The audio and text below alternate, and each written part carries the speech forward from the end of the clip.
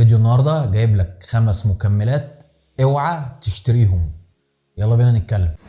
احلى مسا عليكم يا جيماويه، عاملين ايه؟ يا رب دايما تكونوا بخير. معاكم محمد عواد. في الفيديو النهارده هكلمك عن مكملات اوعى تشتريهم. بالبلدي هترمي فلوسك في الارض. طبعا زي ما احنا عارفين ان شركات المكملات بتصنع المكملات عشان غرض تسويقي بحت، عشان تكسب منها، عشان عايزك الجنيه اللي في جيبك باي شكل. الحاجه دي هتفيدك ولا لا هم مالهمش دعوه، هيكتبوا لك عنها احنا عملنا ابحاث وعملنا مش عارف دراسات وعملنا ايه. الكلام ده كله بيبقى بغرض ان هي تتباع. وبص اجسام عامله ازاي، ها؟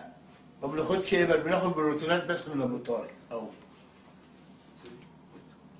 هيقول لك ان هي هتفيدك، هيقول لك ان هي هتزود لك وزنك، هتعمل لك عضلات، هتخسسك دهون، هتعمل لك الكلام ده كله هكس. انا واحد جربت كل المكملات اللي في السوق، فبعد بحث كبير عرفت ان المكملات دي، ومش انا لوحدي كمان اللي بقول عليها ان هي ملهاش لازمه. فيلا بينا نعرف المكملات دي.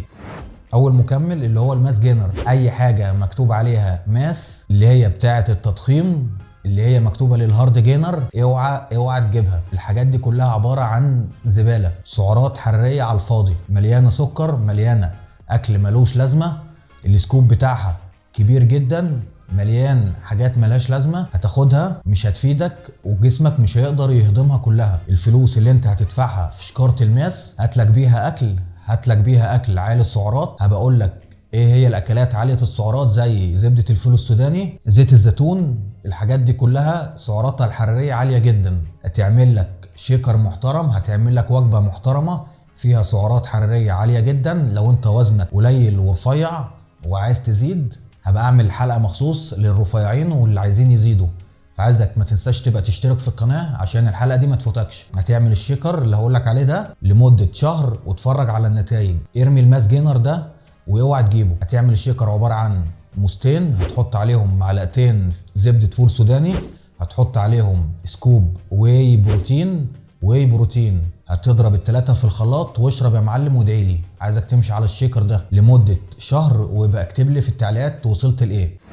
تاني منتج اوعى تشتريه الفات بيرنر، اللي هي حوارق الدهون. كلمة حوارق الدهون دي اصلا كده. الفات بيرنر دي اسمها حوارق سعرات مش حوارق دهون. مفيش مكمل بيتباع النهارده اثبت ان هو بيخش على الدهون وبيحرقها. الكلام ده غلط. الفات بيرنر دي بتشتغل ازاي عشان تبقى فاهم ان هو مكمل اونطه. انت ما بتاخد حبايه الفات بيرنر جسمك بيسخن. الفات بيرنر بيعلي درجه حراره جسمك، فاما جسمك درجه حرارته بتزيد بيحرق بعض السعرات الحراريه. يعني انت ممكن تستخدم الفات بيرنر ده لمده اسبوع، هيحرق معاك 200-300 سعر حراري في الاسبوع. ده طبعا انت كده بترمي فلوسك على الارض. ده انت لو التزمت شويه وزودت شويه كارديو وظبطت اكلك هتحرق اكتر من كده اضعاف. اوعى تشتري الفات بيرنر. انا مجرب كل المكملات دي. لو انت واحد مليان وتخين اوعى تاخد فات بيرنر، صدقني مش هيعمل معاك اي نتيجه. الفات بيرنر ده ممكن وانواع معينه. اللعيبه بتاعت كمال الاجسام اللي هي عندها بطولات ممكن تاخده قبل البطوله بشهرين. ده هيعمل معاها ايه؟ في بعض الفات بيرنر زي الانيمال كات في مدررات للبول، هينزل الميه اللي في جسمهم فهينشفهم زياده. ده طبعا قبل البطوله بشهر او شهرين، هم كده اوريدي جسمهم ناشف. فانت واحد دلوقتي جسمك مليان وتخين ونسبه الدهون عندك عاليه، اوعى تجيب الفات بيرنر، مش هيعمل معاك اي نتيجه. تالت حاجه واكتر حاجه بلح، التست بوستر، اللي هي محفزات هرمون التست او التستوستيرون. الكلام ده كله اونطه في اونطه. هيكتب لك عليها تست بوستر، هيكتب لك عليها تريبلوس، هيكتب لك عليها محفزات هرمون طبيعي. الكلام ده كله ما بيعملش اي نتيجه. لو انت خدت جرعه زنك محترمه في اليوم هتبقى عملت نفس النتيجه اللي هتاخدها من التست بوستر. هترمي فلوسك على الارض تاني. التست بوستر كله معمول عشان غرض تسويقي وان هو يتباع وان هو ياخد اكبر قدر من الربح. اوعى تشتري محفزات التست.